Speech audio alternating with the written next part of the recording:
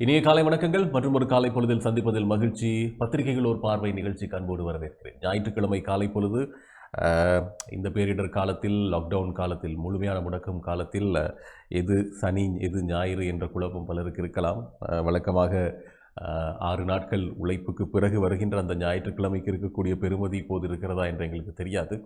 இருந்தாலும் இந்த காலை பொழுதிலும் சந்திப்பதில் மகிழ்ச்சி. ஒவ்வொரு நாளும் புதிதாக மலர்வதே இந்த காலத்தை பொறுத்த வரைக்கும் ஒரு மிகப்பெரிய விடயமாக பார்க்கப்படுகிறது. 29ஆம் திகதி 8ஆம் மாதம் 2021ஆம் ஆண்டு ஞாயிற்றுக்கிழமை தொடர்கிறது தொடர் முடக்க நிலை. அது எதிர்வரும் 6ஆம் தேதி வரை தொடர்ச்சியாக அமலில் இருக்கும் என்பது உங்களுக்கு நன்றாக தெரியும். எனவே அதோடு சேர்த்து தற்போது முழுமையாக பத்திரிகைகளை ஆக்கிரமித்திருப்பது என்பது உலகம் முழுவதுமே இந்த கோவிட்டும் அதனுடைய சார் நிலையில் வரக்கூடிய ஏனைய விளைவுகளும் தான். எனவே பார்க்கலாம், ஈழநாடு பத்திரிகை மற்றும் அது உள்ளிட்ட அனைத்து பிராந்திய பத்திரிகைகளும் நம்மிடையே கிடைக்கப்பெற்றிருக்கிறது. நாள் தொடங்கும் நெஸ்டமோல்ட்டையும் இந்த அதிகாலை பொழுதில் ஞாபகப்படுத்தி கொண்டு பத்திரிகைகள் ஒரு பார்வை நிகழ்ச்சியினுடைய தலைப்புச் செய்திகளுக்குள் செல்லலாம். ஈழநாடு வாரமலர். நாட்டில் நேற்று 4596 பேருக்கு தொற்று உறுதி. 3வது நாளாகவும் 200க்கும் அதிகமான கொரோனா மரணங்கள். கிளிநொச்சியில் கொரோனாவால் 4 மரணம் என்ற மரணச் செய்திகளை தாங்கியே முற்பக்கத்தினுடைய பிரதான செய்திகள் வந்திருக்கிறது. பொட்டனௌஃபர் கொரோனாவால் சிறையில் மரணம். பிரபல பாதாள உலக குழுவினருடைய உறுப்பினர், அவருக்கும் கோவிட்.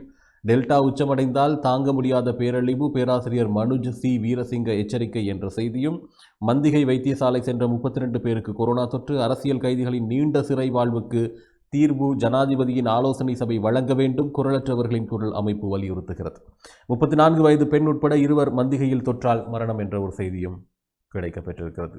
அது தவிர இன்றைய வாரமலர் சுமந்துவதற்கக்கூடிய முக்கியமான செய்திகளாக, கட்டுரைகளாக, அமிர்தலிங்கம் என்ற அரசியல் சொத்து தயார் நிலையில் இந்தியா என்ற ஒரு செய்தியும், விக்கிபீடியாவை தமிழுக்கு கொண்டு வந்த மயூரநாதன், எழுவாரா கோலி என்ற கிரிக்கெட் செய்தியையும் உள்ளடக்கியதாக வந்திருக்கிறது. பார்க்கலாம் முழுமையான செய்திகளை. டெல்டா உச்சமடைந்தால் தாங்க முடியாத பேரழிவு. பேராசிரியர் மனுஜ் சி வீரசிங்கே எச்சரிக்கை. இலங்கையில் கொரோனா வைரஸின் திரிவான டெல்டா வைரஸ் தனது கோர தாண்டவத்தின் ஆரம்ப கட்டத்தை தான் இப்போது காட்டியுள்ளது. இது உச்சக்கட்டத்தை எட்டும்போது அது தாங்க முடியாத பேரழிவை தரும். இவ்வாறு எச்சரிக்கை விடுத்துள்ளார் கொழும்பு பல்கலைக்கழகத்தின் சமூக மருத்துவத்துறையின் தலைவர் பேராசிரியர் மனுஜ் சி வீரசிங்க. கொரோனா பரவுகை மேல் மாகாணத்தில் மற்றும் வடக்கு மாகாணத்திலும் மற்றும் காலி, மாத்தறை ஆகிய மாவட்டங்களின் பல பகுதிகளிலும் சமூக தொற்றாக பரவிவிட்டது என்றும் அவர் சுட்டிக்காட்டுகிறார். இது தொடர்பில் ஊடகங்களிடம் அவர் மேலும் தெரிவித்ததாவது: கொரோனா தொற்று பாதிப்பு பற்றிய புள்ளி விவரங்களை நம்பி அவற்றில் தங்கியிருக்காதீர்கள். உண்மை நிலைமை மிக மோசமானது. திரும்பவும் அதனை சொல்கிறேன். கொரோனா தொற்று பாதிப்பு பற்றிய புள்ளி விவரங்களை நம்பி அவற்றில் தங்கி இருக்காதீர்கள். உண்மை நிலைமை மிக மோசமானது. வெறும் பொது முடக்கம், ஊரடங்கினால் பயன் இல்லை. தொற்று பரவலை தவிர்க்க செய்யும் விஞ்ஞான ரீதியான நடவடிக்கைகளையே எடுக்க வேண்டும். முடக்கத்தை அறிவித்துவிட்டு பின்னர் அதனை நீக்குவதாக வெறுமனே பிரகடனப்படுத்தினால் மக்கள் மீண்டும் திரளுவர். அடங்கி கிடந்த தொற்று பரவல் மீண்டும் எகிரிப்பாய அது வழி செய்ததாக இருக்கும். எனவே மருத்துவ சுகாதார நிபுணர்களின் விஞ்ஞான ரீதியான பார்வையிலேயே விடயங்கள் அணுகி முடிவுகளை எடுத்து நடைமுறைப்படுத்த வேண்டும் என்றும் அவர் தெரிவித்துள்ளார்.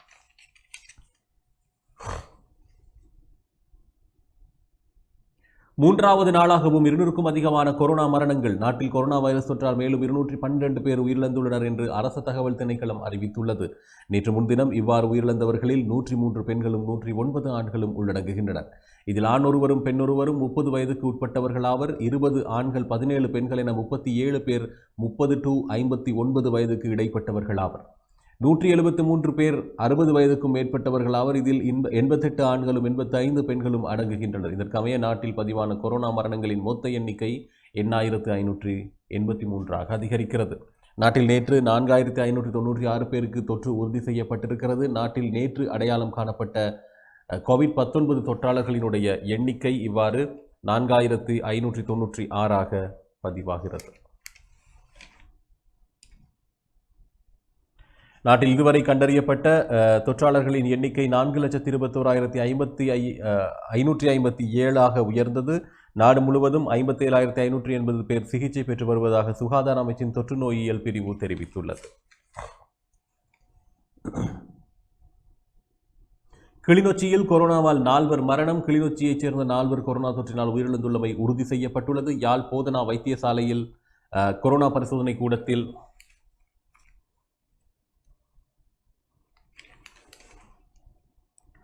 நேற்று மேற்கொள்ளப்பட்ட பரிசோதனையை குறித்த நால்வரும் கொரோனா தொற்று இருந்தமை உறுதி செய்யப்பட்டுள்ளது.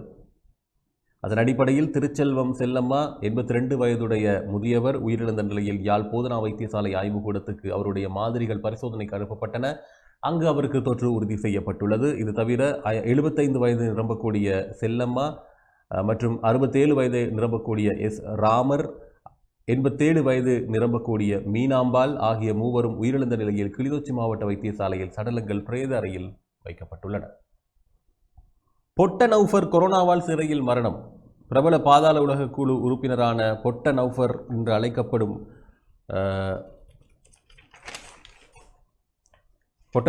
அழைக்கப்படும் மொஹமட் நியாஸ் நௌஃபர் கொரோனாவால் உயிரிழந்துள்ளார் என்று சிறைச்சாலை வட்டாரங்கள் தெரிவித்தன. சிறுநீரக நோய்க்கான பரிசோதனைக்காக கராபிட்டிய போதனா வைத்தியசாலைக்கு அழைத்து செல்லப்பட்ட போது அவருக்கு கொரோனா வைரஸ் தொற்று உள்ளமை உறுதி செய்யப்பட்டது. பின்னர் அவர் மேலதிக சிகிச்சைக்காக வெலிக்கடை சிறைச்சாலையில் வைத்தியசாலைக்கு மாற்றப்பட்டார். எனினும் அவரது உடல்நிலை மோசமடைந்ததை அடுத்து அவர் நேற்று உயிரிழந்தார். சிறைச்சாலை அதிகாரிகள் இதனை உறுதி செய்தனர். 2004ஆம் ஆண்டு மேல் நீதிமன்ற நீதிபதி சரத் அம்பேபிட்டிய கொலை செய்யப்பட்டதற்காக பொட்ட நௌஃபருக்கு மரண தண்டனை விதிக்கப்பட்டமையும் குறிப்பிடத்தக்கது.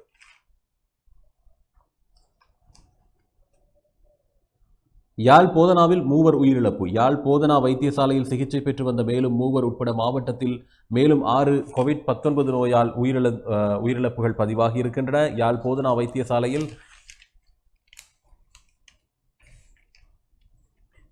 சிகிச்சை பெற்று வந்த ஆணைக்கோட்டையைச் சேர்ந்த 85 வயதுடைய முதியவர் ஒருவரும், யாழ்ப்பாணம் அரசடி வீதியைச் சேர்ந்த 79 வயதுடைய ஆண் முதியவர் ஒருவரும், முல்லைத்தீவைச் சேர்ந்த 33 வயதுடைய இஸ்லாமிய ஆண் சகோதரர் ஒருவரும் உயிரிழந்தனர்.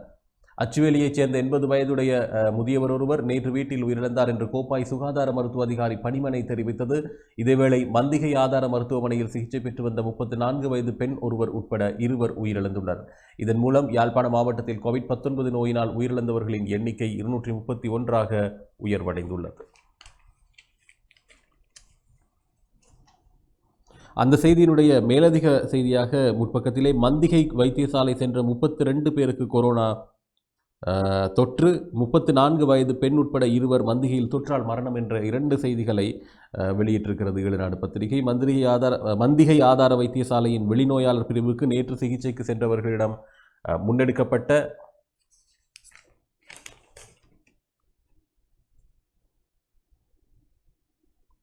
ஆன்டிஜென் பரிசோதனையில் 32 பேருக்கு கொரோனா தொற்று உள்ளமை கண்டறியப்பட்டது. சுமார் 45 பேரிடம் முன்னெடுக்கப்பட்ட பரிசோதனையிலே 32 தொற்றுள்ளமை கண்டறியப்பட்டது. அவர்களில் வைத்தியசாலையில் சிகிச்சை பெற வேண்டியவர்கள், இடைத்தங்கல் சிகிச்சை நிலையங்களில் அனுமதிக்கப்பட வேண்டியவர்கள் மற்றும் வீடுகளில் கண்காணிக்கப்பட வேண்டியவர்கள் என பிரித்து சிகிச்சைக்கு அனுமதிக்கப்பட்டனர் என்று தெரிவிக்கப்பட்டது.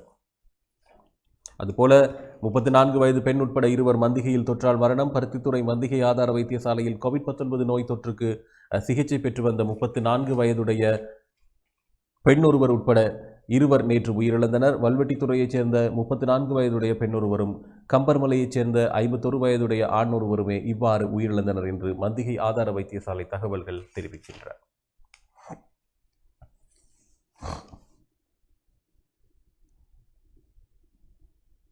அரசியல் கைதிகளின் நீண்ட சிறை வாழ்வுக்கு தீர்வு ஜனாதிபதியின் ஆலோசனை சபை வழங்க வேண்டும். குரலற்றவர்களின் குரல் அமைப்பு வலியுறுத்தியது.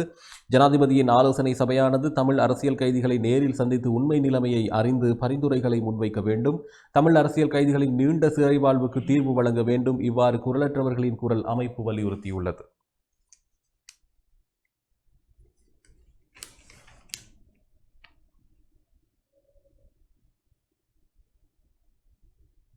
ஜனாதிபதி கோட்டாபய ராஜபக்ஷ பயங்கரவாத தடை சட்டத்தின் 13வது பிரிவுக்கு அமைய ஆலோசனை சபை உறுப்பினர்களை பெயரிட்டுள்ளமை தொடர்பாக குரல் அமைப்பு வெளியிட்டுள்ள ஊடக அறிக்கையில் இவ்விடயம் தெரிவிக்கப்பட்டது. இந்த சபையானது பயங்கரவாத நடவடிக்கைகள் சம்பந்தமாக சிறை தண்டனையை அனுபவித்து வருகின்றவர்கள், தடுப்பு காவலில் வைக்கப்பட்டுள்ளவர்கள் தொடர்பில் ஆராய்ந்து இவர்களுக்கான விடுதலை பொறிமுறையை கண்டறிந்து ஜனாதிபதிக்கு பரிந்துரைகளை முன்வைக்க உள்ளது. முன்னாள் பிரதம நீதியரசர் அசோக டி சில்வா தலைமையிலான ஆலோசனை சபையில் ஓய்வு நிலை மேல் நீதிமன்ற நீதிபதி AR ஹெய்ந்துடுவ மற்றும் ஓய்வு பெற்ற சொலிசிட்டர் ஜெனரல் சுகத கம்லத் ஆகியோர் உறுப்பினர்களாக நியமிக்கப்பட்டுள்ளனர். கைதிகள் தங்களது பிரச்சினைகளை இந்த சபையிடம் முன்வைக்க சந்தர்ப்பம் கிடைக்கும் என்று ஜனாதிபதியின் சட்டத்துறை பணிப்பாளர் நாயகம் தெரிவித்துள்ளார். ஜனாதிபதியின் இந்த முன்னேற்ற முன்னெடுப்பை பாதிக்கப்பட்டவர்கள் சார்பில் குரலற்றவர்களின் குரல் அமைப்பு வரவேற்றுள்ளது.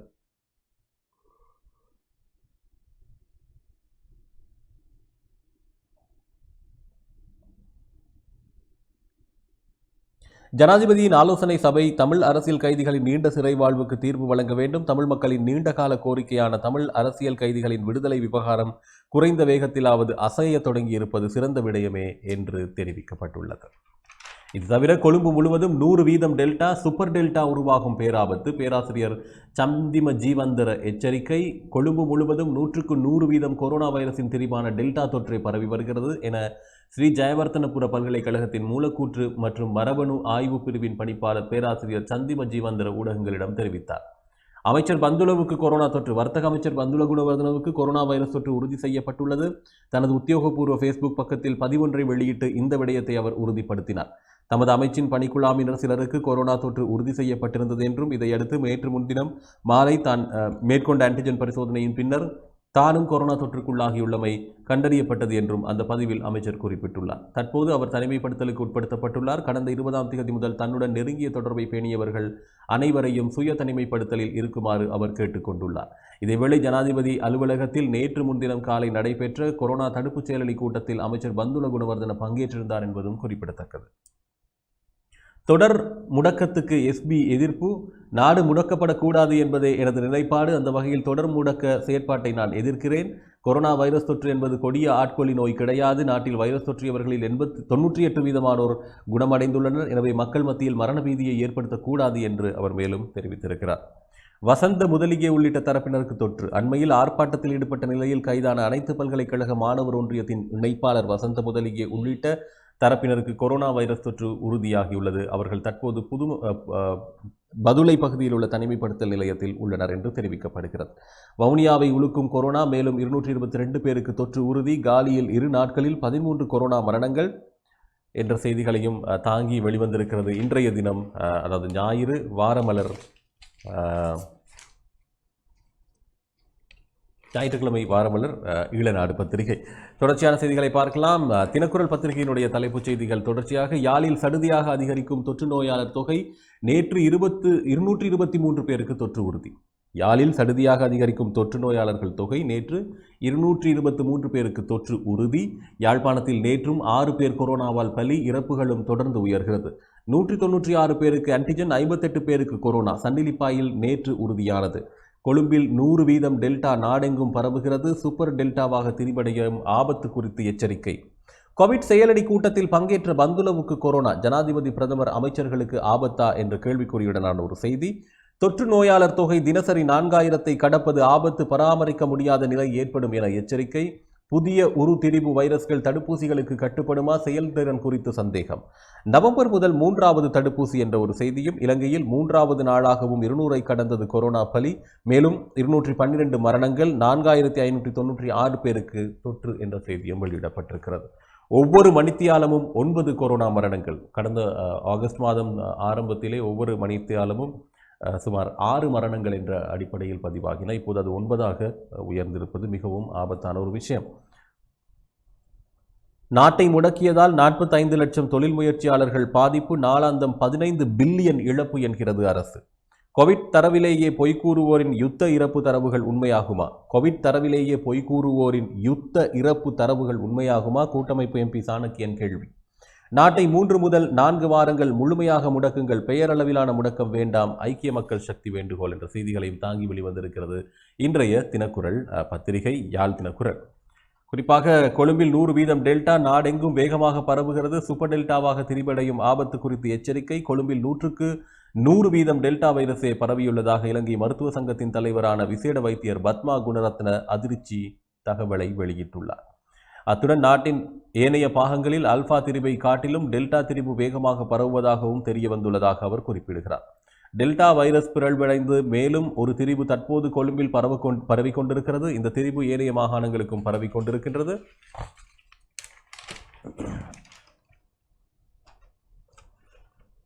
இதில் எந்த சந்தேகமும் இல்லை. எனவே நேற்று கொழும்பில் இடம்பெற்ற ஊடகவியலாளர் சந்திப்பில் இது உறுதிப்படுத்தப்பட்டுள்ளது. ஸ்ரீ ஜெயவர்தனபுர பல்கலைக்கழகத்திற்கு கிடைக்கப்பெற்ற மாதிரிகளை ஆய்வுக்குட்படுத்தியதில் 292 டெல்டா தொற்றாளர்கள் அடையாளம் காணப்பட்டனர். பேராசிரியர் நீலிகா மாலவிகே, கலாநிதி சந்திம ஜீவந்தர் ஆகியோர் தலைமையிலான குழுவினர் மேற்கொண்ட பரிசோதனைகளில் இந்த விடயங்கள் கண்டறியப்பட்டன. அத்துடன் இலங்கையில் புதிதாக பரவிக்கொண்டிருப்பது சூப்பர் டெல்டா திரிபாக இருக்கக்கூடும் என்பதும் குறித்த ஆய்வில் தெரிய வந்துள்ளது. இந்நிலையில் நாட்டில் தடுப்பூசி ஏற்றும் 80% இலக்கை அடைந்ததன் பின்னர் செப்டம்பர் இறுதி பகுதியில் வைரஸ் பரவலில் ஓரளவு கட்டுப்பாட்டை எதிர்பார்க்க முடியும் என கலாநிதி சந்திம ஜீவந்திர தெரிவித்திருந்தார். இதனிடையே உலக சுகாதார ஸ்தாபனத்தின் எதிர்வுகூறலின்படி எதிர்வரும் செப்டம்பர் 17ஆம் தேதி வரை நாட்டில் முடக்க நிலையை அமுலாக்கினால் மேலும் 7500 உயிர்களை பாதுகாக்க முடியும். அத்துடன் அக்டோபர் 3ஆம் தேதி வரை முடக்க நிலையில் அமுலாக்கினால் மேலும் 10,000 உயிர்களை பாதுகாக்க முடியும் என அறிக்கையின் மூலம் அரசாங்கத்திற்கு அறிவிக்கப்பட்டுள்ளதாக விசேட வைத்தியர் பத்மா குணரத்ன தெரிவித்தார். ஆனால் தற்போதைய நிலையில் வைரஸ் பரவலை கட்டுப்படுத்த முடியுமா என்பது மிகவும் சந்தேகமாக உள்ளது. எனில் பெரும்பாலான இடங்களில் மக்கள் ஒன்று கூடி இருப்பதை அவதானிக்க முடிகிறது. மிகவும் பொறுப்புடனான செயற்பாட்டின் மூலம் மாத்திரம் தற்போதைய சந்தர்ப்பத்தில் இலக்கை நோக்கி பயணிக்க முடியும். இல்லாவிட்டால் நாட்டில் தொடர்ச்சியாக முடக்க நிலையை அமுலாக்குவதை தவிர்க்க முடியாது என விசேட வைத்தியர் பத்மா குணரத்ன தெரிவித்தார். தொடர்ந்த செய்திகளை பார்க்கலாம் ஒரு விளம்பர இடைவெளிக்கு பிறகு.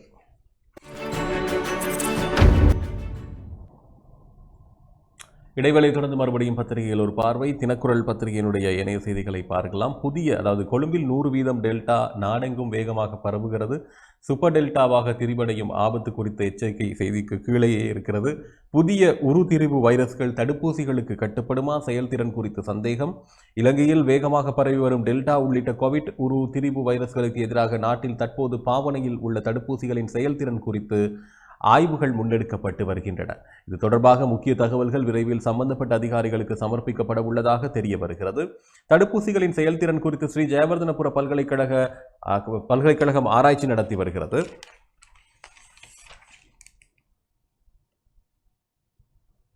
இந்த ஆய்வு முடிவுகள் சுமார் 1 மாதத்தில் வெளியிடப்படும் என்று எதிர்பார்க்கப்படுவதாக தெரிய வருகிறது. இதற்கிடையில் அரச மருத்துவ அதிகாரிகள் சங்கத்தின் பிரதிநிதிகள் சுகாதார அமைச்சர் கெஹலிய ரம்புக்வெல்லவை நேற்று முன்தினம் சந்தித்து கோவிட் உருத்திரிவு வைரஸ்கள் குறித்து விரிவான ஆய்வுகளை நடத்த நடவடிக்கை எடுக்க வலியுறுத்தினர். கோவிட்-19 உருத்திரிவு வைரஸ்களுக்கு எதிராக தடுப்பூசிகளின் செயல்திறன் குறித்து கவலைகள் இருப்பதாக அரச மருத்துவ அதிகாரிகள் சங்க உதவி செயலாளர் டாக்டர் நவீன் டி சோய்சா தெரிவித்திருந்தார். தற்போது பயன்பாட்டில் உள்ள தடுப்பூசிகள் அனைத்தும் முதலில் உருவான அசல் கோவிட்-19 வைரசுக்கு எதிராக உருவாக்கப்பட்டவை. இந்நிலையில் இப்போது பரவி வரும் உருத்திரிவு வைரஸ்களுக்கு எதிராக அவற்றின் செயல்திறன் குறித்து கேள்விகள் எழுந்துள்ளன என்றும் அவர் கூறினார். இதேவேளை கோவிட்-19 வைரஸ் தொடர்பான ஆய்வுகளுக்காக ஸ்ரீ ஜெயவர்தனபுர பல்கலைக்கழகத்தை மட்டும் சார்ந்திருக்காமல் சுகாதார அமைச்சின் கீழும் ஆய்வுகளை முன்னெடுக்குமாறு டாக்டர் நவீன் டி சோய்சா நேற்று வெள்ளிக்கிழமை சுகாதார அமைச்சருடன் நடைபெற்ற சந்திப்பின் போது வலியுறுத்தினார். சுகாதார அமைச்சின் கீழ் பல நிபுணர்கள் பணிபுரிகின்றனர். அவர்களின் நிபுணத்துவத்தை சிறப்பாக பயன்படுத்த முடியும் என்றும் அவர் சுட்டிக்காட்டினார். சுகாதார அமைச்சின் தொற்று நோயியல் பிரிவு நிர்வாகத்தின் செயல்திறனை உறுதி செய்யுமாறும் சுகாதார அமைச்சரிடம் டாக்டர் நவீன் டி சோய்சா கோரிக்கை விடுத்தார். பஹ்ரைனில் நடத்தப்பட்ட புதிய ஆராய்ச்சி உருத்திரிவு கோவிட்-19 வைரசுக்கு எதிரான தடுப்பூசிகளின் செயல்திறன் பற்றிய கவலையை எழுப்பியுள்ளது. ஆஸ்ட்ராசெனகா, ஃபைசர், சைனோஃபார்ம் மற்றும் ஸ்புட்னிக் வி தடுப்பூசிகள் ஒட்டுமொத்தமாக கோவிட் தொற்று நோயால் அதிகம் பாதிக்கப்பட்டு மருத்துவமனையில் சேர்க்கப்படும் அபாயத்தை குறைக்கிறது. எனினும் ஏனைய தடுப்பூசிகளை பெற்றவர்களுடன் ஒப்பிடுகையில் சைனோஃபார்ம் தடுப்பூசி குறைந்தளவு செயல்திறனையே வெளிப்படுத்துவதாகவும் ஆய்வு கூறுகிறது. ஏனைய தடுப்பூசி பெற்றவர்கள் விட சைனோஃபார்ம் தடுப்பூசி பெற்றவர்களிடையே ஒப்பீட்டளவில் அதிக பாதிப்பு, மருத்துவமனை சேர்க்கை, மரணங்கள் பதிவாகியுள்ளதாகவும் ஆய்வு முடிவுகள் தெரிவிக்கின்றன. ஒவ்வொரு மணித்தியாலமும் 9 கொரோனா மரணங்கள். இலங்கையில் தற்போது ஒவ்வொரு மணி நேரத்துக்கும் 9 பேர் என்ற அடிப்படையில் கொரோனா மரணங்கள் பதிவாகுவதாக இலங்கை மருத்துவ சங்கத்தின் தலைவரான விசேட வைத்தியர் பத்மா குணரத்ன தெரிவித்திருந்தார். கொழும்பில் நேற்று செய்தியாளர்களிடம் பேசும்போது இவ்வாறு கூறிய அவர், உயிரிழப்பவர்களில் பெரும்பாலானவர்கள் தடுப்பூசிகளை பெற்றுக்கொள்ளாதவர்கள் எனவும் அவர் குறிப்பிடுகிறார். நாட்டில் இதுவரையில் கொரோனாவால் உயிரிழந்தவர்களில் அதிகமானவர்கள் 60 வயதுக்கும் மேற்பட்டவர்கள் ஆவர். மரணங்களை தவிர்க்க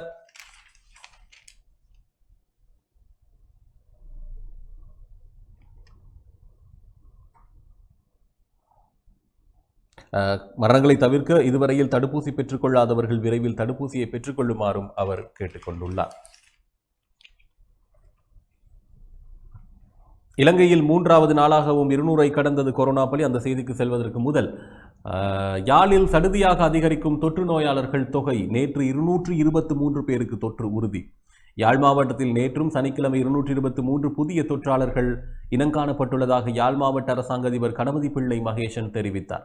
யாழ் மாவட்டத்தில் கொரோனா தொற்றாளர் எண்ணிக்கை கடந்த சில நாட்களாக சடுதியாக அதிகரித்து வருகிறது. இந்நிலையில் நேற்று மாலை வரையான ஆன்டிஜன் மற்றும் PCR பரிசோதனைகளின் அடிப்படையில் மேலும் புதிய தொற்றாளர்களாக 223 பேர் அடையாளப்படுத்தப்பட்டனர். இவற்றுடன்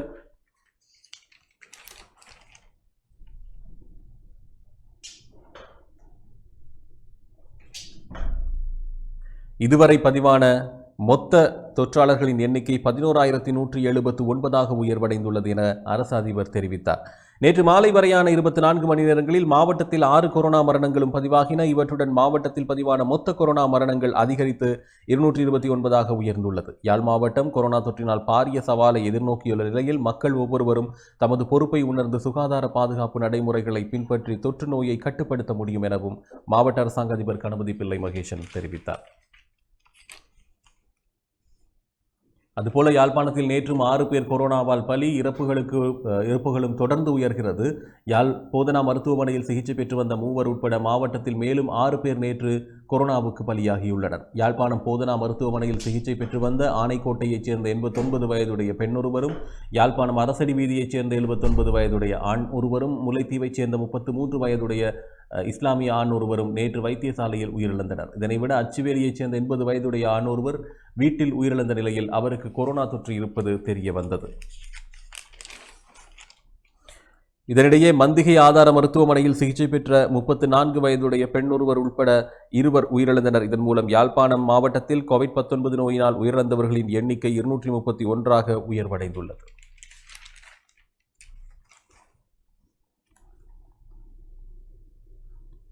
தொற்று நோயாளர் தொகை தினசரி 4000 கடப்பது ஆபத்து, பராமரிக்க முடியாத நிலை ஏற்படும் என எச்சரிக்கை. நாட்டில் கொரோனா தொற்று நோயாளர் தொகை தொடர்ச்சியாக தினசரி 4000க்கும் அதிகமாக பதிவானால் அது பெரும் ஆபத்தில் முடிவடையும்.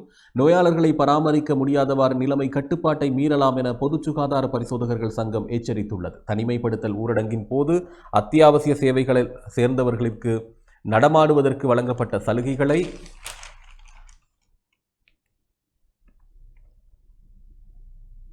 பொதுமக்கள் தங்களிற்கு சாதகமாக பயன்படுத்துவதால் நாளாந்தம் பாதிக்கப்படுபவர்களின் எண்ணிக்கை அதிகரிக்கின்றது என பொது சுகாதார பரிசோதகர்கள் சங்கத்தின் தலைவர் உப்புல் ரோஹன தெரிவித்திருந்தார். இதேவேளை செப்டம்பர் மாதத்தின் 2வது வாரத்தின் பின்னர் நோயாளர்களின் எண்ணிக்கை குறைவடையலாம் என எதிர்பார்ப்பதாக பொது சுகாதார பரிசோதகர்கள் சங்கம் தெரிவித்துள்ளது. எனினும் பொதுமக்கள் நடமாடுவதால் அத்தியாவசிய சேவைகளுக்கு வழங்கப்பட்ட சலுகைகளை பயன்படுத்துவதால் எதிர்பார்த்தபடி எண்ணிக்கை குறையாத நிலை காணப்படலாம் என அவர் தெரிவித்துள்ளார்.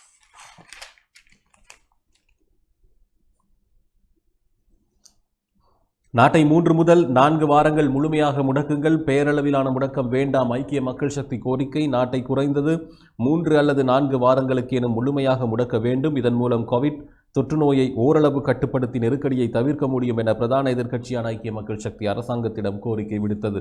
நாட்டில் தற்போது தனிமைப்படுத்தல் ஊரடங்கு சட்டம் பெயரளவிலேயே உள்ளது. நாடெங்கும் மக்களின் நடமாட்டமும் வாகன போக்குவரத்துகளும் சாதாரண நாட்களிலே போன்றே இடம்பெறுகிறது என கொழும்பில் நேற்று நடைபெற்ற ஊடகவியலாளர் சந்திப்பில் கருத்து வெளியிட்ட ஐக்கிய மக்கள் சக்தியின் நாடாளுமன்ற உறுப்பினர் திஸ்ஸ நாயக்க தெரிவித்தார். நாட்டின் பொருளாதாரத்தை விடவும் நாட்டு மக்களின் உயிரை பாதுகாப்பதற்கே முன்னுரிமை அளிக்க வேண்டும். இருந்தபோதிலும் இன்று நாடு முழுமையாக மூடப்படவில்லை. நாட்டை முழுமையாக மூடினால் தொற்றாளர்களை அடையாளம் காணல், பிரதேசங்களை தனிமைப்படுத்தல், மேலும் தொற்று சமூகமயமாவதை தடுக்க முடியும். எனினும் நாட்டின் பொருளாதாரத்தினை காரணம் காட்டி ஆடை தொழிற்சாலைகளை உள்ளிட்ட அதிகளவான வர்த்தக துறைகள் இயல்பாக இயக்க அனுமதிக்கப்பட்டுள்ளது. கொழும்பு நகருக்குள் தினமும் ஆயிரக்கணக்கான வாகனங்கள் வந்து செல்கின்றன. மக்கள் இன்னும் வீதிகளில் நடமாடுகின்றனர், ஒன்று கூடுகின்றனர். எனவே பெயரளவில் நாட்டை முடக்கி பயனில்லை. குறைந்தது 3 அல்லது 4 வாரங்களாவது நாட்டை முழுமையாக முடக்க வேண்டும். அப்போதே அதன் பயனை அடைய முடியும் எனவும் ஐக்கிய மக்கள் சக்தியின் நாடாளுமன்ற உறுப்பினர் திஸ்ஸ நாயக்க தெரிவித்திருந்தார். நாட்டை முடக்கியதால் 45 லட்சம் தொழில் முயற்சியாளர்கள் பாதிப்பு, நாளாந்தம் 15 பில்லியன் இழப்பு என்கிறது அரசு. இலங்கையில் தற்போது அமல்படுத்தப்பட்டுள்ள தனிமைப்படுத்தல் ஊரடங்கு சட்டத்தால் சுமார் 45 லட்சம் சிறு மற்றும் நடுத்தர தொழில் முயற்சியாளர்கள் பாதிக்கப்பட்டுள்ளதாக நிதி மூலதன சந்தை இராஜாங்க அமைச்சர் அஜித் நிவாட் கேப்ரால் தெரிவித்துள்ளார். நாட்டை முடக்குவதால் நாளொன்றுக்கு சுமார் 15 பில்லியன் அரச வருமானம் இழக்கப்படுகிறது எனவும் அவர் தெரிவிக்கின்றார். நாட்டை தொடர்ந்து முடக்கினால் பொருளாதாரம் பெருமளவில் பாதிக்கப்படும்.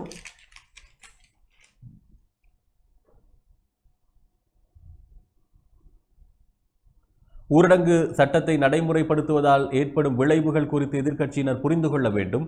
பெரும்பாலான பொருட்களின் விலைகள் சடுதியாக உயர்வடைந்துள்ளன. நாட்டை தொடர்ந்து முடக்கினால் மேலும் விலைகள் அதிகரிக்கக்கூடும் எனவும் அவர் மேலும் குறிப்பிட்டுள்ளார்.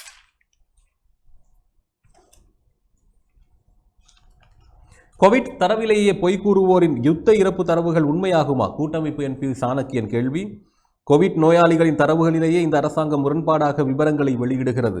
அப்படியாயின் இதே அரசாங்கத்தின் காலத்தில் வெளியிடப்பட்ட இறுதி யுத்தத்தில் இறந்தவர்கள் கொல்லப்பட்டவர்களின் புள்ளி விவரங்களை எவ்வாறு நம்ப முடியும் என தமிழ் தேசிய கூட்டமைப்பின் மட்டக்களப்பு மாவட்ட நாடாளுமன்ற உறுப்பினர் இரா சாணக்கியன் கேள்வி எழுப்பியிருந்தார். மட்டு ஊடக அமையத்தில் நேற்று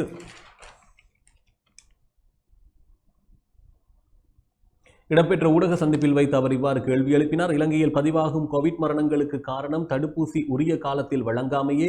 இலங்கையில் கொரோனாவால் உயிரிழந்தவர்களில் 88% இரு தடுப்பூசிகளையும் பெறாதவர்களே உள்ளனர். கல்முனை பிராந்தியத்தில் இதுவரை கிடைத்த இரண்டாவது தடுப்பூசியின் விகிதாசாரம் 0. அதேபோல திருகோணமலையிலும் 0 இருக்கிறது. மட்டக்களப்பில் மாத்திரம் இரண்டாவது தடுப்பூசி 32% பேருக்கு கிடைத்திருக்கிறது. ஜனாதிபதி என்பவர் நாட்டின் அனைத்து மக்களுக்கும் பொதுவான தலைவராக இருக்க வேண்டும். ஆனால் மேல் மாகாணத்தில் உள்ள 30 வயதுக்கு மேற்பட்டவர்களுக்கு தடுப்பூசி வழங்க வேண்டும் என்ற அவரின் குறுகிய நோக்கத்திற்காக, அதுவும் அந்த மக்களை பாதுகாக்க வேண்டும் என்பதற்காக அல்ல, பொருளாதாரம் மற்றும் வெளிநாட்டு நாணய மதிப்பினை பாதுகாக்க வேண்டும் என்பதற்காகவே அது வழங்கப்பட்டது எனவும் சாணக்கியன் கூறினார். தடுப்பூசி தாமதத்தால் எத்தனையோ பேரை இன்று நாங்கள் இழந்திருக்கின்றோம். மட்டக்களப்பில் 202 பேர், திருகோணமலை மாவட்டத்தில் 225 பேர், கல்முனையில் 140 பேர் நாங்கள் இழந்திருக்கின்றோம். இந்த உயிர்களுக்கெல்லாம் யார் பொறுப்பு? மேல் மாகாணத்தில் பொருளாதாரத்தினை கட்டியெழுப்ப வேண்டும் என்பதற்காக கிழக்கு மாகாணத்திற்கு இரண்டாவது தடுப்பூசி வழங்கப்படவில்லை. கிழக்கை பாதுகாக்கப் போகின்றோம் என்று வந்தவர்கள் இதற்கு என்ன பதில் சொல்லப் போகின்றார்கள் எனவும் அவர் கேள்வி எழுப்பினார். அத்துடன் தற்போது அமலில் உள்ள முடக்கம் பொய்யானது. சுமார் 25 லட்சம் பேர் தினமும் வேலைக்கு சென்று வீடு திரும்புகின்றார்கள் என்றால் இந்த முடக்கத்தில் என்ன பலாபலன் கிடைக்கப் போகிறது? 2 வாரங்கள் நாட்டை முழுமையாக முடக்கியிருந்தால் கோவிட் தொற்றினையும் கட்டுப்படுத்தி நாட்டின் பொருளாதாரத்தையும் பாதுகாத்திருக்கலாம் எனவும் சாணக்கியன் தெரிவித்தார். இன்றைய நிலையில் கோவிட் மரணம் ஒன்று நிகழ்ந்தால் அதற்கான பொலித்தீன் பை கூட மக்கள் தான் வாங்கி கொடுக்க வேண்டியுள்ளது எனவும் அவர் குறிப்பிடுகிறார். அதுபோல நவம்பர் முதல் 3வது தடுப்பூசி பாரதூரமான நோய் நிலைமை உள்ளவர்களுக்கு எதிர்வரும் நவம்பர் மற்றும் டிசம்பர் மாதங்களில் கோவிட் 3ஆம் தடுப்பூசியை செலுத்த நடவடிக்கை எடுக்க உள்ளதாக அரச மருந்தாக்கல் கூட்டுத்தாபனத்தின் தலைவர் தெரிவித்துள்ளார். வைத்தியர் பிரசன்ன குணசேன இதனை தெரிவித்திருக்கிறார். இதற்கான பரிந்துரைகளை பெற்றுள்ளதாகவும் அவர் மேலும் தெரிவிக்கிறார். உலகில் பல்வேறு நாடுகளில் மிகவும் பாதிக்கப்படக்கூடிய தரப்பினருக்கு 3வது தடுப்பூசி போடும் பணிகள் முன்னெடுக்கப்பட்டு வருகின்றன. இந்நிலையிலேயே இலங்கையில் பாதிக்கப்படக்கூடிய தரப்பினரை இனங்கண்டு 3ஆம் தடுப்பூசியை செலுத்த நடவடிக்கை எடுக்க உள்ளதாக அறிவிக்கப்படுகிறது.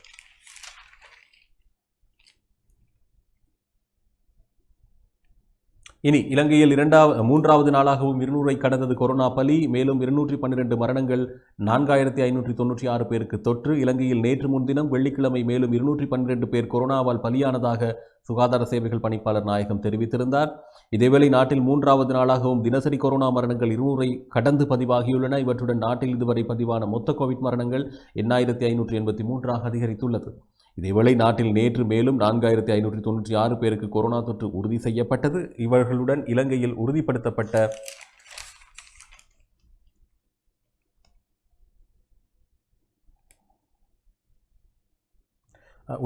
கொரோனா தொற்றாளர்களின் மொத்த எண்ணிக்கை 4,21,557 அதிகரித்துள்ளது. கொரோனா தொற்றால் பாதிக்கப்பட்ட 2,203 பேர் நேற்று குணமடைந்துள்ளனர். அதன்படி 3,55,394 பேர் பூரணமாக குணமடைந்து வீடு திரும்பியுள்ளனர். தொற்று நோயுடன் சிகிச்சை பெற்று வருபவர்களின் எண்ணிக்கை 57,580 அதிகரித்துள்ளது. 196 பேருக்கு ஆன்டிஜன், 58 பேருக்கு கொரோனா. சண்டிலிப்பாயில் நேற்று உறுதியானது. இளவாலை பிரதேச வைத்தியசாலை வைத்தியர் மற்றும் குடும்ப நல உத்தியோகத்தர் உட்பட சண்டிலிப்பாய் சுகாதார வைத்திய அதிகாரி பிரிவில் 58 பேருக்கு நேற்று கொரோனா தொற்று உறுதி செய்யப்பட்டது. சண்டிலிப்பாய் சுகாதார வைத்திய அதிகாரி பிரிவில் நேற்று சனிக்கிழமை 196 பேருக்கு ஆன்டிஜன் பரிசோதனை மேற்கொள்ளப்பட்டது. பிரதேச வைத்தியசாலைகளிலும் ஆன்டிஜன் பரிசோதனை முன்னெடுக்கப்பட்டது. இதில் இளவாலை பிரதேச வைத்தியசாலை வைத்தியர் மற்றும் குடும்ப நல உத்தியோகத்தர் உட்பட 58 பேருக்கு கொரோனா தொற்று உறுதி செய்யப்பட்டது. இவைதான் இன்றைய தினம் தினக்குரல் பத்திரிகை வெளியிட்டிருக்கக்கூடிய முற்பக்க மற்றும் பிரதான செய்திகள். அதே நேரத்தில் குறிப்பாக அம்பாறையில் பொருட்கள் இல்லாமல் திணறும் பொதுமக்கள், சங்குப்பிட்டி கடலில் மிதந்த சடலம் நேற்று மீட்கப்பட்டது. மட்டக்களப்பில் 24 மணி நேரங்களில் 10 பேர் மரணம். டெல்டா ஆபத்து அதிகரிப்பு, வீடு தீப்பற்றி எறிந்து கணவன் மனைவி பலி, கடவத்தை எல்தினிய பகுதியில் சம்பவம். மற்றும் பிரபல பாதாள உலக குழு உறுப்பினர் பொட்ட நௌஃபர் எனப்படும் மொஹமட் நௌஃபர் நியாஸ் கொரோனாவால் பலியானார். தேர்தல் ஆணைக்குழுவால் மக்களுக்கு முக்கிய அறிவிப்பு மற்றும் வைத்திய மேற்பார்வையில் வீடுகளில் 14,150 கோவிட் தொற்றாளர்கள். இலங்கை அகதிகள் குறித்து தமிழக முதல்வர் ஸ்டாலினின் அறிவிப்புக்கு நாமலின் பதில். கௌதாரிமுனை மக்களுக்கு உணவுப் பொருள் விநியோகம், கர்ப்பிணிகள் தடுப்பூசி பெறுவதால் சிசுவுக்கும் நோய் எதிர்ப்பு சக்தி உருவாகும் விசேட வைத்திய நிபுணர் தெரிவிப்பு. கந்தலாய் 100 பேருக்கு ஆன்டிஜன், 56 பேருக்கு தொற்று உறுதி. ஸ்ரீ சபாரத்னம் அவர்களின் 69வது பிறந்த நாள் நினைவு தினம். டெலோ இயக்கத்தின் தலைவர் ஸ்ரீ சபாரத்னம் அவர்களின் 69வது பிறந்த நாள் நினைவு தினம் நேற்றைய தினம் நினைவு கூறப்பட்டது. இதன்போது ஸ்ரீ சபாரத்னத்தின் உருவப்படத்துக்கு மாலை போட்டு மலரஞ்சலி செலுத்தப்பட்டது. இந்நிகழ்வு தோழர் ஸ்ரீ சபாரத்னத்தின் நினைவேந்தல் அமைப்பின் உறுப்பினர் எஸ் செந்தூரனால் பிரத்யேக இடத்தில் அனுஷ்டிக்கப்பட்டது. கொரோனா மரணங்கள் பட்டியலில் இலங்கைக்கு 13வது இடம். இலங்கையில் நேற்று முன்தினம் வெள்ளிக்கிழமை கொரோனா வைரஸ் தொற்றினால் 214 பேர் உயிரிழந்தனர்.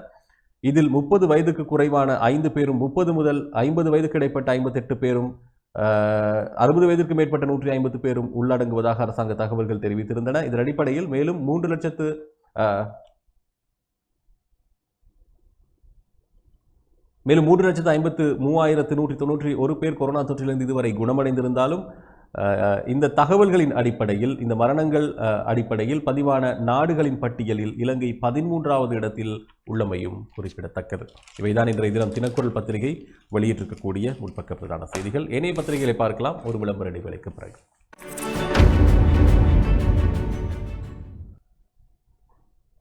இடைவேளை தொடர்ந்து மறுபடியும் பத்திரிகையில் ஒரு பார்வை நிகழ்ச்சியினூடாக இணைந்து கொள்வதில் மகிழ்ச்சி என்று சொல்ல முடியாது. காரணம், வரக்கூடிய செய்திகள் எல்லாமே ஒரே மரணமும் ஓலமும், எல்லா பக்கங்களும் உயிரிழப்புகள், நோய், பலி இப்படியே இருப்பதனால் எப்படி மகிழ்ச்சி என்று சொல்வது. இருந்தாலும் ஏனைய செய்திகளை பார்க்கலாம்.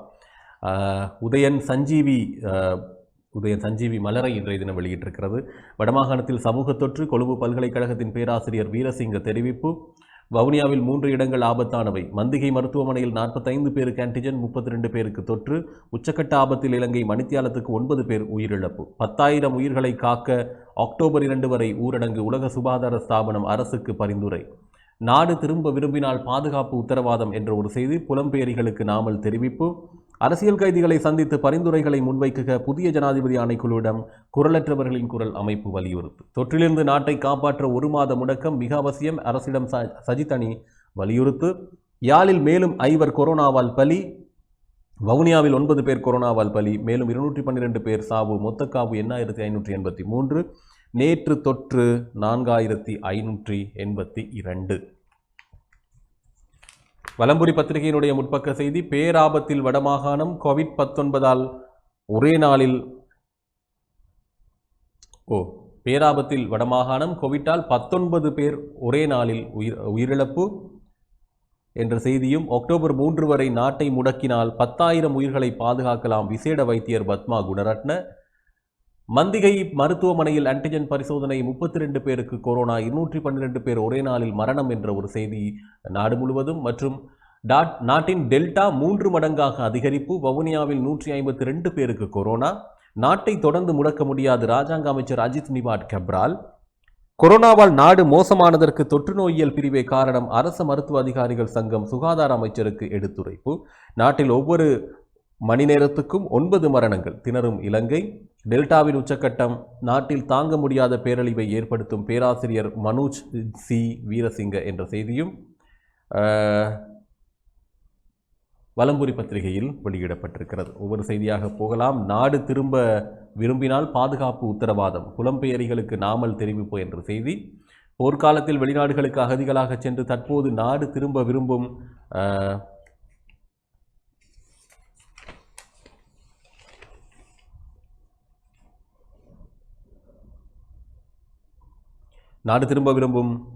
அகதிகளின் பாதுகாப்பை உறுதி செய்வோம் என்று விளையாட்டுத்துறை மற்றும் இளைஞர் விவகார அமைச்சர் நாமல் ராஜபக்ஷ தெரிவித்தார். இலங்கை அகதிகளுக்கு தமிழக முதலமைச்சர் சிறப்புரிமைகளை அறிவித்த நிலையிலேயே நாமல் தனது ட்விட்டரில் இதனை கூறியுள்ளார். இலங்கைக்கு மீள் வருகை தரும் மக்களுக்கு ஜனாதிபதி கோட்டாபய ராஜபக்ஷவின் அரசு அவர்களின் பாதுகாப்பை உறுதிப்படுத்த உரிய நடவடிக்கைகளை மேற்கொள்ளும். தாய்நாட்டில் அவர்கள் மீண்டும் வாழ்வதற்கான அனைத்து வாய்ப்புகளும் ஏற்படுத்தி கொடுக்கப்படும். இலங்கை அகதிகள் குறித்து அவதானம் செலுத்தியுள்ள தமிழக முதலமைச்சரின் கருத்துக்களை நாம் வரவேற்கிறோம் என்றும் அவர் தெரிவித்திருக்கிறார்.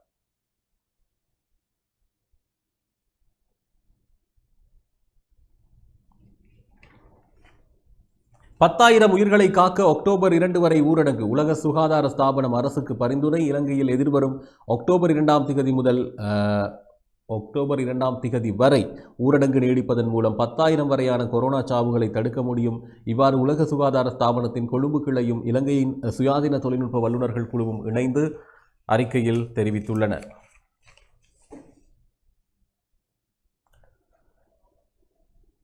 இலங்கையில் தற்போது அமலில் உள்ள தனிமைப்படுத்தல் ஊரடங்கானது செப்டம்பர் 18 வரை நீடிக்கப்பட்டால் சுமார் 7,500 சாவுகளை தடுக்க முடியும். இதேவேளை எதிர்வரும் அக்டோபர் 2ஆம் தேதி வரை ஊரடங்கை நீடிப்பதன் மூலம் 10,000 வரையான கொரோனா சாவுகளை தடுக்க முடியும். நாட்டில் கொரோனா காரணமாக பலியாகுபவர்களின் உயிர்களை காப்பாற்ற அரசு அவசர நடவடிக்கைகளை மேற்கொள்ள வேண்டும். குறைந்தபட்சம் செப்டம்பர் 18ஆம் தேதி வரை கடுமையான கட்டுப்பாடுகளை நீடிக்க வேண்டும்.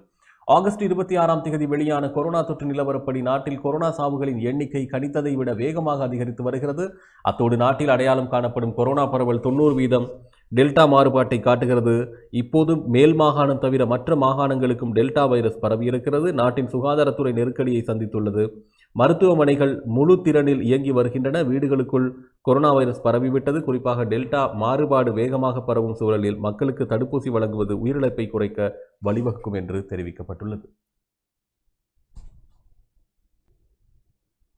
அரசியல் கைதிகளை சந்தித்து பரிந்துரைகளை முன்வைக்க புதிய ஜனாதிபதி ஆணைக்குழுவிடம் குரலற்றவர்களின் குரல் அமைப்பு வலியுறுத்து. ஜனாதிபதி ஆணைக்குழு தமிழ் அரசியல் கைதிகளை நேரில் சந்தித்து உண்மை நிலையை அறிந்து பரிந்துரைகளை முன்வைக்க வேண்டும் என்று குரலற்றவர்களின் குரல் அமைப்பு கேட்டுக்கொண்டுள்ளது.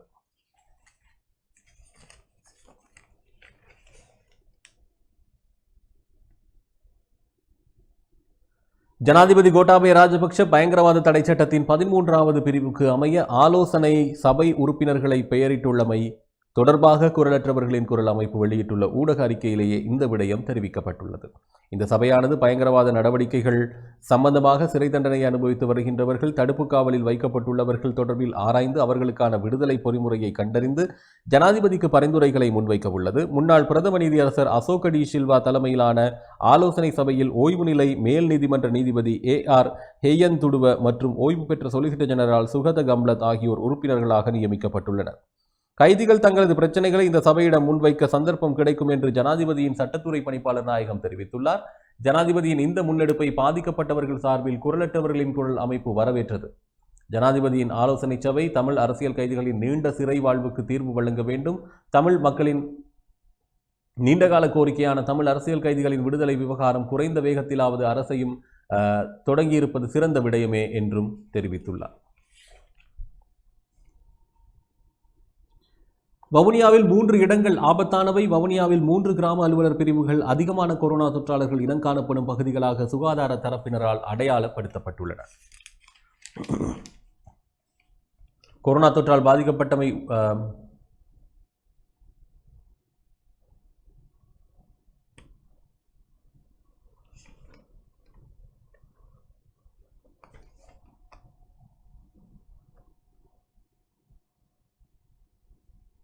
அந்த வகையில் வவுனியா நகரம், நொச்சிமோட்டை, தோணிக்கல் ஆகிய பகுதிகள் ஒவ்வொரு நாளும் தொற்றாளர்கள் எண்ணிக்கை அதிகரித்து வருகிறது என்று தெரிவிக்கப்படுகிறது.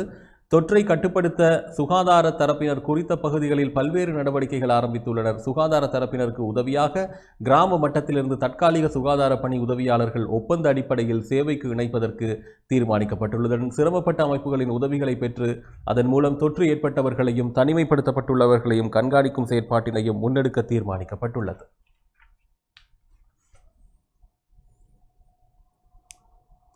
தொற்றிலிருந்து நாட்டை காப்பாற்ற 1 மாத முடக்கம் மிக அவசியம். அரசிடம் சஜித் அணி வலியுறுத்து. நாட்டை தொடர்ந்து 3 அல்லது 4 வாரங்களுக்காவது கடும் கட்டுப்பாடுகளுடன் முழுமையாக முடக்கி வைத்திருக்க வேண்டும். அப்போதுதான் கொரோனா தொற்றிலிருந்து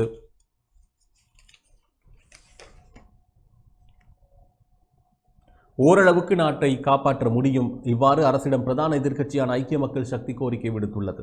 கொரோனா வைரஸ் தொற்று அச்சுறுத்தலில் நாட்டை முடக்குவதற்கு எடுக்கப்பட்ட தீர்மானம் என்பது மிகவும் அவசியமானது. நாட்டின் பொருளாதாரத்தை விடவும் நாட்டு மக்களின் உயிரை பாதுகாப்பதற்கே முன்னுரிமை அளிக்க வேண்டும். இருந்தபோதிலும் இன்னும் நாடு முழுமையாக மூடப்படவில்லை என்று அக்கட்சியின் நாடாளுமன்ற உறுப்பினர் திஸ்ஸ நாயக்க தெரிவித்தார். நாட்டை முழுமையாக மூடினால் தொற்றாளர்களை அடையாளம் காண முடியும், பிரதேசங்களை தனிமைப்படுத்த முடியும், மேலும் தொற்று சமூகமயமாவதை தடுக்க முடியும். எனினும் நாட்டின் பொருளாதாரத்தை காரணம் காட்டி பல நிறுவனங்கள் இயங்குவதற்கு சந்தர்ப்பம் அளிக்கப்பட்டுள்ளது. கொழும்பு நகருக்கு ஆயிரக்கணக்கான வாகனங்கள் வந்து செல்கின்றன. மக்கள் இன்னும் வீதிகளில் நடமாடுகின்றனர், ஒன்று கூடுகின்றனர். குறைந்தது 3 அல்லது 4 வாரங்களுக்காவது கடும் கட்டுப்பாடுகளுடன் முழுமையாக முடக்கி வைத்தால் தான் தொற்றிலிருந்து ஓரளவுக்கு நாட்டை காப்பாற்ற முடியும். கொரோனா தொற்று என்பது சாதாரண காய்ச்சல், தடிமன் போன்றதொன்று என ஆளுங்கட்சி உறுப்பினர் SP திசாநாயக்க தெரிவித்திருப்பது ஏற்றுக்கொள்ள முடியாத விடயம்.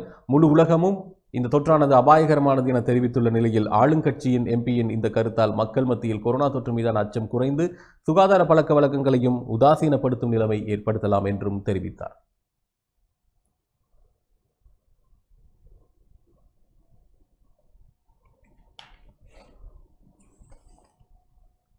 அதுபோல வவுனியாவில் 9 பேர் கொரோனாவால் பலி. வவுனியாவில் கொரோனா தொற்றால் நேற்று 9 பேர் உயிரிழந்தனர்.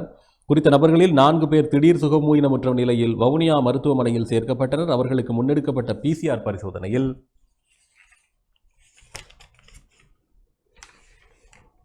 கொரோனா தொற்றால் பாதிக்கப்பட்டமை உறுதிப்படுத்தப்பட்டது. எனினும் அவர்கள் சிகிச்சை பயனின்றி நேற்று உயிரிழந்திருந்தனர். அத்துடன் நேற்று முன்தினம் வீடுகளில் உயிரிழந்த 5 பேருக்கு முன்னெடுக்கப்பட்ட PCR பரிசோதனையின் முடிவுகள் நேற்tu வெளியிடப்பட்டன. அவர்கள் 5வருக்கும் தொற்று உறுதிப்படுத்தப்பட்டது. இதேவேளை நேற்று வவுனியா மாவட்டத்தில் எழுமாறாக முன்னெடுக்கப்பட்ட ஆன்டிஜென் பரிசோதனைகளில் 152 பேர் தொற்றாளர்களாக இனங்காணப்பட்டுள்ளனர்.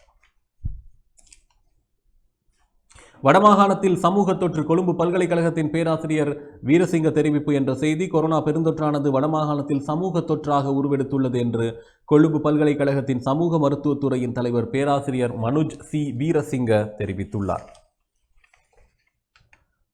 கொரோனா வைரஸின் திரிபான டெல்டா வைரஸ் தனது கோர தாண்டவத்தின் ஆரம்ப கட்டத்தை தான் இப்போது காட்டியுள்ளது. இது உச்சகட்டத்தை எட்டும் போது தாங்க முடியாத பேரழிவை தரும். கொரோனா தொற்று பாதிப்பு பற்றிய புள்ளி விவரங்களை நம்பி அவற்றில் தங்கி இருக்காதீர்கள். உண்மை நிலைமை மோசமானது. வெறும் பொது முடக்கம், ஊரடங்கினால் பயன் இல்லை. தொற்று பரவலை தவிர்க்க செய்யும் விஞ்ஞான ரீதியான நடவடிக்கைகளையே எடுக்க வேண்டும்.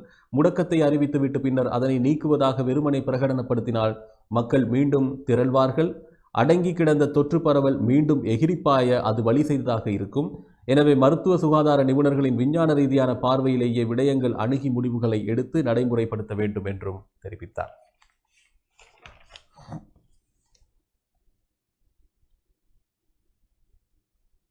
உச்சக்கட்ட ஆபத்தில் இலங்கை. மணித்தியாலத்துக்கு 9 பேர் உயிரிழப்பு. இலங்கையின் தற்போதைய கொரோனா நிலைமையில் மணித்தியாலத்துக்கு 9 பேர் தொற்றால் உயிரிழந்து வருகின்றனர் என்று சிறப்பு மருத்துவர் பத்மா குணரத்ன தெரிவித்திருந்தார். அவர் மேலும் தெரிவிக்கையில்,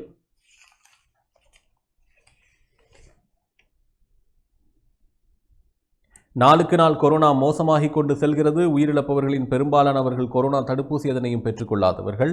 நாட்டில் இதுவரையில் பதிவான கொரோனா சாவுகளில் அதிகளவானவை 60 வயதுக்கும் மேற்பட்டவர்களின் இறப்புகள். எனவே கொரோனா தடுப்பூசியை பெறாதவர்கள் விரைவில் அதை பெற வேண்டும் என்றும் அவர் தெரிவித்துள்ளார்.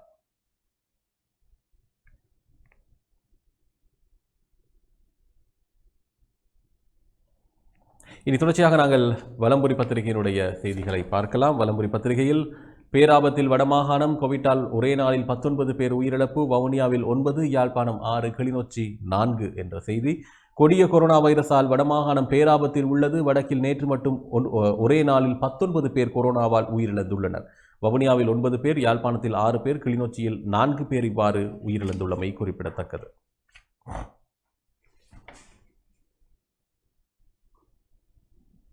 யாழ்ப்பாணம் போதனா மருத்துவமனையில் சிகிச்சை பெற்று வந்த மேலும் 3 உட்பட யாழ் மாவட்டத்தில் மேலும் 6 பேர் COVID-19 நோயினால் உயிரிழந்துள்ளனர். யாழ்ப்பாணம் போதனா மருத்துவமனையில் சிகிச்சை பெற்று வந்த ஆணைக்கோட்டையைச் சேர்ந்த 89 வயதுடைய பெண் ஒருவரும், யாழ்ப்பாணம் அரசடி வீதியைச் சேர்ந்த 79 வயதுடைய ஆண் முதியவர் ஒருவரும், முல்லைத்தீவைச் சேர்ந்த 33 வயதுடைய ஆண் ஒருவரும் உயிரிழந்துள்ளார். அச்சுவேரியைச் சேர்ந்த 80 வயதுடைய ஆண் முதியவர் ஒருவரும் நேற்று வீட்டில் உயிரிழந்திருந்தார் என்று கோப்பாய் சுகாதார மருத்துவ அதிகாரி பணிமனை தெரிவித்தது. இதனிடையே மந்திகை ஆதார மருத்துவமனையில் சிகிச்சை பெற்ற 34 வயதுடைய பெண் ஒருவர் உட்பட 2 உயிரிழந்தனர். கிளிநொச்சியைச் சேர்ந்த 4 கொரோனா தொற்றினால் உயிரிழந்துள்ளமையும் உறுதி செய்யப்பட்டது. யாழ் போதனா வைத்தியசாலையில் கொரோனா பரிசோதனை கூட்டத்தில் நேற்று மேற்கொள்ளப்பட்ட பரிசோதனையிலேயே குறித்த 4 கொரோனா தொற்று இருந்தமை உறுதி செய்யப்பட்டுள்ளது. 67 வயதுடைய ஆண் மற்றும் 82, 75, 87 வயதுகளுடைய பெண்களை கொரோனாவால் இவ்வாறு உயிரிழந்துள்ளனர். இவர்களது சடலங்கள் கிளிநொச்சி மாவட்ட வைத்தியசாலை பிரேத அறையில் வைக்கப்பட்டுள்ளது. வவுனியா கல்குன்னாமடு பகுதியைச் சேர்ந்த 65 வயதுடைய பெண்ணும், பூந்தோட்டம் பகுதியைச் சேர்ந்த 60 வயது ஆணும் கோவிட் தொற்று காரணமாக மரணமடைந்துள்ளனர். இது தவிர கட்குளம், கோவில்குளம், உக்குளாங்குளம், கரப்பங்காடு, தோணிக்கல், கனகராயன்குளம், வைரவப்புளியங்குளம் ஆகிய பகுதிகளைச் சேர்ந்த 45, 71, 71, 53, 62, 60, 76 வயதுகளை உடைய 7 பேரும் மரணமடைந்தனர். சுகாதார நடைமுறைகளை பின்பற்றி இவர்களது உடலை தகனம் செய்ய சுகாதார பிரிவினர் நடவடிக்கை எடுத்தனர்.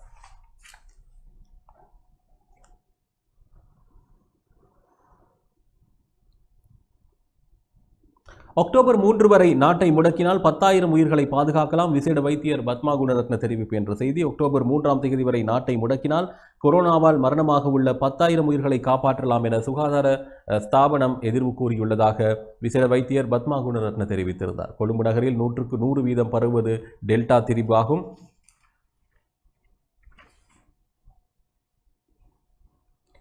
என ஸ்ரீ ஜெயவர்தனபுர பல்கலைக்கழகத்தினுடைய ஒவ்வாமை நோய் எதிர்ப்பு மற்றும் உயிரியல் பிரிவு நடத்திய ஆய்வில் கண்டறியப்பட்டுள்ளது. இதே நேரம் நாட்டின் ஏனைய பாகங்களில் அல்பா திரிபை காட்டிலும் டெல்டா திரிபு பரவுவதாக பரிசோதனை அறிக்கையில் தெரிவிக்கப்படுகிறது. ஸ்ரீ ஜெயவர்தனபுர பல்கலைக்கழகத்திற்கு கிடைக்கப்பெற்ற மாதிரிகளை ஆய்வுக்கு உட்படுத்தியதில் 292 டெல்டா தொற்றாளர்கள் அடையாளம் காணப்பட்டுள்ளனர்.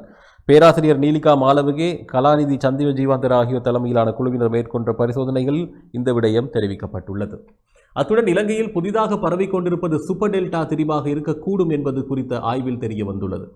இந்த பரிசோதனை அறிக்கை குறித்து வினவிய போது பதிலளித்த கலாநிதி சந்திவ ஜீவாந்தர, நாட்டில் தடுப்பூசி ஏற்றும் 80% இலக்கை அடைந்ததன் பின்னர் செப்டம்பர் இறுதி பகுதி அளவில் வைரஸ் பரவலில் ஓரளவு கட்டுப்பாட்டை எதிர்பார்க்க முடியும் என்றும் அந்த அறிக்கை நீண்டு செல்கிறது.